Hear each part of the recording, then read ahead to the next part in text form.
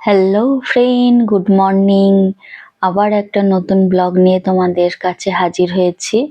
আশা করি তোমরা খুবই ভালো আছো। আমিও ভালো আছি। আজকে সকাল সকাল অনুপম বাজার করতে গিয়েছিল। ও তো মাছ বেশি খায় না, তাই মাঝে মধ্যে মাছ কিনে নিয়ে আসে, আর ফ্রিজে বেশি দিন রেখেও খায় না। অনুপম মাছ যদি খায় একটু টাটকা টাটকাই খায়, 2 দিন 3 দিন ফ্রিজে রেখে খেতে চায় না।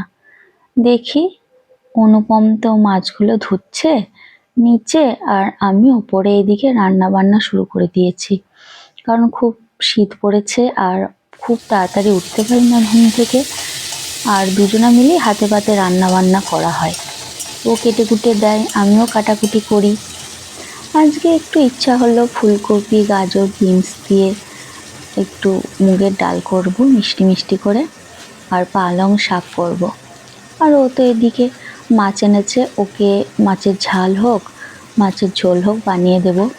দেখতেই পাচ্ছ কত ব্যস্ত সকালবেলায় উঠে। আর এই যে বিনস গাজর ফুলকপি, এটাকে ভালো করে ভেজে মুগের ডালের মধ্যে দিয়ে দেবো। আজকে আর তোমাদের সঙ্গে রান্নাটা শেয়ার করতে পারলাম না, একেবারে অনুপমকে স্কুলে যাওয়ার আগে ভাতটা বেড়ে দিচ্ছি। আলু সিদ্ধ অনুপমের মাস্ট, ওর আলু সিদ্ধ আর ডাল খেতে খুব ভালোবাসে। আর চাটনিটা একটু বেশি করেই করে রেখে দিই, যাতে 2-3 দিন হয়ে যায়। আর আজকে পালং শাকের বড়ি দিয়ে ঘন্ট হয়েছিল, যেটা আমরা সবাই খেতে ভালোবাসি। আর মাছটা অনুপম বলল ভাজাই করে দাও, তাই জন্যে শুধু ওকে মাছ ভাজাই করে দিলাম। অনুপম স্কুল বেরিয়ে গেল, তারপর আমি এখন আমার থালাটা সাজাচ্ছি।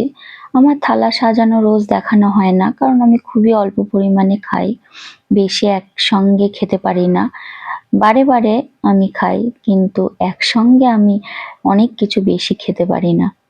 বেশিরভাগ দিনই অনুপম স্কুল বেরিয়ে যাওয়ার পর আমি খেতে বসি, আর ননভেজ খেলে তো একসঙ্গে কোনোদিনই বসা হয় না, কারণ মহারাজকে নিয়ে ও পাশাপাশি বসে, তাই জন্যে আমার আর বসা হয় না। মহারাজ খুব দুষ্টুমি করে, আর আমি লোনলি ভাবেই খেতে ভালোবাসি।